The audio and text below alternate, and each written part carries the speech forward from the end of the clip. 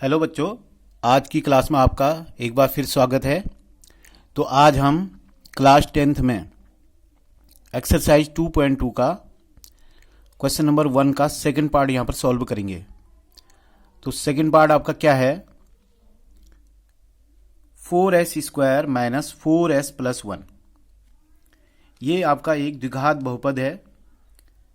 तो इसका हमें क्या करना है? शून्य ज्ञात करने हैं, ठीक है ना। शून्य अर्थात जीरो ज्ञात करने हैं। तो हम क्या करेंगे, इस क्वाड्रेटिक पॉलिनोमियल का अर्थात द्विघात बहुपद का यहाँ पर आज शून्य ज्ञात करेंगे और वेरिफिकेशन भी करेंगे, सत्यापित भी करेंगे। तो ये ध्यान देना आप लोग।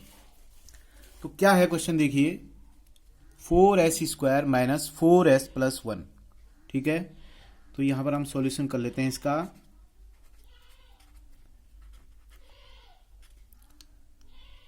सॉल्यूशन में क्या होगा, देखिए जैसे आपके पास ये है 4s² माइनस 4s प्लस 1, ठीक है। तो अब इसके फैक्टर हम कैसे करेंगे, देखिए जैसे ये s² के आगे 4 लिखा है, s² के आगे क्या लिखा है 4, और लास्ट में जो कांस्टेंट नंबर जहां पर लिखा होता है वहां पर 1 लिखा है। तो हम सबसे पहले इन दोनों को मल्टीप्लाई कर लेंगे। तो मल्टीप्लाई कर लेते हैं। देखिए यहाँ पर 4 इंटू 1 इक्वल टू क्या आ गया, 4 आ गया। ये देख सकते हैं आप, 4 इंटू 1 इक्वल टू 4, ठीक। तो हमने 4 से 1 को मल्टीप्लाई करके यहाँ लिख दिया साइड में। अब हमें यहाँ पर इस 4 के दो ऐसे फैक्टर करने हैं कि उनका जो सम होना चाहिए, उनका जो योग होना चाहिए वो 4 के इक्वल होना चाहिए, जो ये बीच में 4 लिखा है। तो इसके लिए जो फैक्टर होंगे 4 के क्या होंगे, देखिए 4 के दो फैक्टर होते हैं 2 इंटू 2। क्या होते हैं बच्चों? 2 इंटू 2 होते हैं। तो हमने 2 इंटू 2 कर लिए, ठीक है। क्योंकि 2 और 2 को ऐड करेंगे अर्थात जोड़ेंगे तो हमारे पास यहाँ बीच में 4s की कंडीशन आ जाएगी। तो इसको हम कैसे लिखते हैं, देखिए 4s² माइनस, ठीक है, ये माइनस साइन लगा दिया। तो हम अंदर हम इसको ऐसे लिख सकते हैं 2 प्लस 2 इंटू s, ठीक है, और प्लस फिर कितना है, ये 1 है। तो ये हमने लिख दिया, देखिए 2 प्लस 2 इंटू s प्लस 1, ठीक। अब हम इस s को अंदर मल्टीप्लाई करेंगे इस 2 के साथ भी और इस 2 के साथ भी। तो क्या देखेंगे, 4s² माइनस 2s, ठीक है, माइनस 2s। ये देखिए क्योंकि ब्रैकेट के बाहर माइनस है, जब ओपन करते हैं ब्रैकेट को, कोष्टक को, तो साइन जो है अंदर के दोनों के चेंज हो जाते हैं। जैसे इस 2 का भी प्लस था तो माइनस हो गया, इस 2 का भी प्लस था तो माइनस हो गया, ठीक है। और ये जो s है, s की मल्टीप्लाई 2 के साथ भी होगी इस वाले, और s की मल्टीप्लाई इस वाले 2 के साथ भी हो गई। फिर प्लस यहां पर हमने क्या लिखा, 1। इसके बाद क्या होगा, देखिए इन दोनों में हम एक साथ कॉमन लेंगे और इन दोनों में हम एक साथ कॉमन लेंगे। तो आप देख सकते हैं इन दोनों में शुरू के जो 2 हैं, ये इन दोनों में क्या कॉमन आ रहा है। इन दोनों में देखिए यहाँ पर 2 है, यहाँ पर भी, यहाँ पर 4 है। तो 2 और 4 में से 2 जो है कॉमन आ जाएगा। अब देखते हैं यहाँ पर s² है और यहाँ पर s है, मतलब यहाँ पर s 2 बार है, यहाँ पर s 1 बार है। तो 1 बार आपका कॉमन आ जाएगा। तो अंदर क्या बचेगा, देखिए इस 2 से 4 को डिवाइड करेंगे, 2 2 जा 4, 2, और s देखो ये 1 बार बाहर आ गया, यहाँ पर 2 बार था तो 1 बार बचेगा, s 2s माइनस 1 हो गया। इसी प्रकार इन दोनों में देखिए, इन दोनों में से कुछ भी कॉमन नहीं आ रहा है, ठीक है ना। जैसे यहाँ पे 2 है तो यहाँ 2 नहीं है, यहाँ s है तो इधर s या s² s³ ऐसा कुछ भी नहीं है। तो होता क्या है नियम, जब भी हम इस तरह से फैक्टर करते हैं तो फैक्टर करने में ध्यान देना होता है कि अगर हमने यहाँ पर कॉमन ले लिया है तो यहाँ पर भी कॉमन लेना है कुछ ना कुछ। तो जब कुछ भी कॉमन नहीं आता है तो हम क्या कॉमन लेते हैं, 1 ले लेते हैं। तो हमने 1 क्या ले लिया, कॉमन ले लिया इन दोनों में से। तो यहाँ पर क्या बचेगा अंदर, 2s माइनस 1, ये अंदर आ जाएगा, ठीक है। तो यही इनकी मेन पहचान होती है।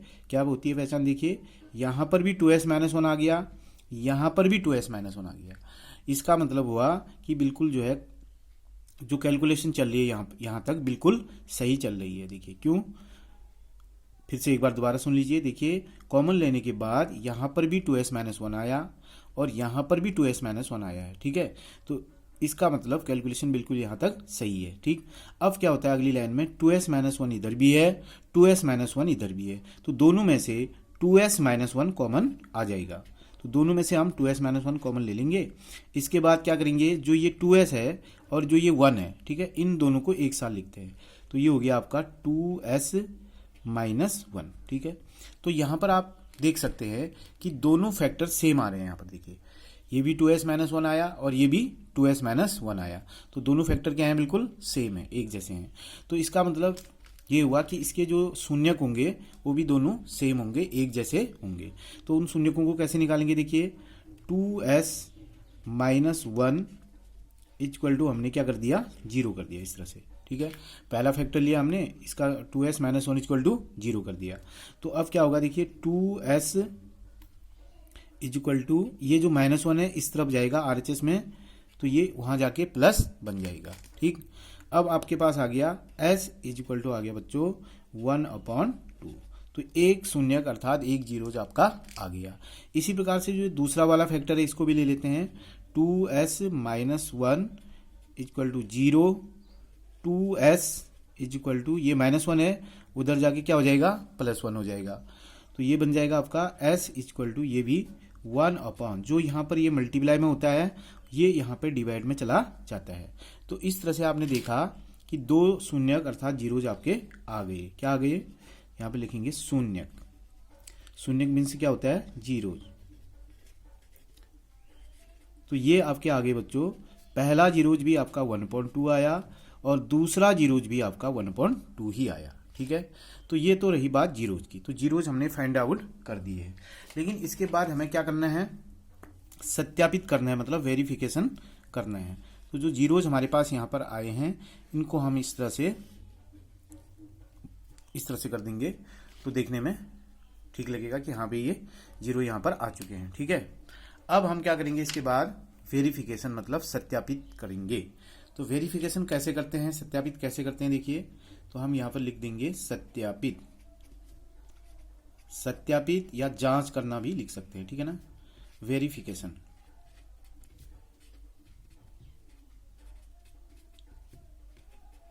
ठीक है, वेरिफिकेशन हमने यहाँ पे लिख दिया। अब वेरिफिकेशन कैसे करते हैं, जो हमारे पास बहुपद था, पॉलिनोमियल था, वो क्या था, 4s² माइनस 4s प्लस 1 था, ठीक। तो इसका हम क्या करेंगे, ax² plus bx plus c से तुलना कर देंगे। तुलना मतलब कंपैरिजन कर देंगे, ठीक है। तो आप देखेंगे यहां पर देखिए s² है, ठीक है, यहां पर क्या है, x² है। तो यहां पर s² के साथ मल्टीप्लाई में कितना है, 4 है। यहां पर x² के साथ मल्टीप्लाई में कितना है, 4 है, वो सॉरी a है। तो इसका मतलब हुआ a इक्वल टू आपका आ गया 4, ठीक है। इसी प्रकार से हम b निकाल देंगे। तो b इक्वल टू कितना आ जाएगा, देखिए यहाँ पे, ये देखिए s के मल्टीप्लाई में यहाँ -4 है, यहाँ x के मल्टीप्लाई में b है, तो b के स्थान पर क्या है, b के स्थान पर है -4। इसी प्रकार से c, ये देखो c के स्थान पर क्या है, 1 है। तो इस तरह से a b c तीनों का मान आ गया है, ठीक है। अब क्या करेंगे, अल्फा प्लस बीटा निकालेंगे। अल्फा प्लस बीटा का मतलब क्या होता है, शून्यकों का योग होता है, ठीक है। जो दो शून्यक आपने यहाँ पे निकाल रखे हैं इनका योग, मतलब सम ऑफ जीरोज का सम। तो जिसको पहले वाले शून्य को हम अल्फा से दिखाते हैं, दूसरे वाले को हम बीटा से दिखाते हैं। तो अल्फा भी आपका 1/2 है, बीटा भी क्या है, 1/2 ही है, ठीक है। लेकिन पहले यहाँ पे फॉर्मूला लिख देते हैं। तो अल्फा प्लस बीटा का फॉर्मूला होता है -b/a। इसको हमें याद करना होगा कि alpha plus beta equal to क्या होता है, -b/a। तो अल्फा मीन्स पहला शून्य कितना है, 1/2, प्लस बीटा मीन्स दूसरा शून्य कितना है, वो भी 1/2 है। तो यहाँ पे लिख देंगे b हमने अभी फाइंड आउट किया था, यहाँ पे देखिए b -4 है। अब यहाँ पर ध्यान से देखना है, यहाँ पर भी -4 है, यहाँ पर भी माइनस है, ठीक है। तो माइनस और माइनस यहाँ पे क्या आ जाएगा, प्लस हो जाएगा, यानी प्लस का 4 हो जाएगा। अपॉन a कितना है, देखिए a भी 4 है, तो यहाँ पर हम क्या लिख देंगे, 4 लिख देंगे। अब क्या होगा, देखिए यहाँ पर 1/2 और 1/2 को ऐड करना है, अर्थात जोड़ना है। तो 1 + 1 कितना हो जाएगा आपका 2 हो जाएगा। ठीक है, नीचे जोड़ते नहीं है, नीचे वैसे लिख देते हैं। तो 2/2 और इधर आया 4/4। अब देखो 2/2 क्या होता है 1, 4/4 भी क्या होता है 1। तो आपने देखा इधर आया आपका 1 = 1, यानी LHS = RHS, यानी जितना LHS आया उतना ही RHS भी आ गया। कब? जब हमने alpha plus beta = B - A में चेक किया। ठीक है, इसी प्रकार से हम किस में चेक करेंगे? अल्फा इंटू बीटा के लिए। तो अल्फा इंटू बीटा के लिए चेक कर लेते हैं। देखिए अल्फा इंटू बीटा, तो अल्फा इंटू बीटा क्या होता है फॉर्मूला? C/A होता है बच्चों। क्या होता है alpha into beta? C/A। Alpha means पहला शून्यक 1/2, बीटा मीन्स दूसरा शून्यक वो भी 1/2। C कितना है? C हमने यहाँ पे निकाला है, देखो C कितना है 1 है, तो 1/A कितना है बच्चों? A 4 है, तो यहाँ पर हम A की प्लेस पे 4 लिख देंगे। तो अब क्या होगा देखो 1 × 1 कितना हो गया 1/2 × 2 कितना हुआ 4 = इधर भी कितना आया 1/4। यहाँ पर भी देख सकते हैं आप LHS = क्या आ गया? RHS आ गया। ये देखिए LHS में 1/4 आया, RHS में भी 1/4 आया। और यहाँ क्या था? यहाँ भी देखिए सेम LHS में 1 आया और RHS में भी क्या आया 1 आया। तो इसका मतलब क्या हुआ? इसका मतलब ये हुआ कि जो ये जीरोज हमने निकाले हैं, जो जीरोज फाइंड आउट करे हैं, वो बिल्कुल क्या है? सही हैं, करेक्ट हैं। ठीक है, क्यों? क्योंकि अगर ये सही नहीं होते तो LHS = RHS नहीं आता, ना ही यहाँ पर आता और ना ही यहाँ पर आता। जो यहाँ पर निकाला गया कहीं पर भी कहीं ना कहीं जो है गलत आ जाता। तो दोनों जगह आप देख सकते हैं सेम आ रहा है। सेम मतलब LHS = RHS, LHS = RHS। तो अब हम क्या करेंगे? लास्ट में इस तरह से लिखेंगे LHS = RHS, यानी जितना LHS है उतना ही क्या है? RHS है। तो हम यहाँ पे लिख देंगे लास्ट में प्रूव्ड। प्रूव्ड मतलब सत्यापित हो गया। क्या सत्यापित हुआ?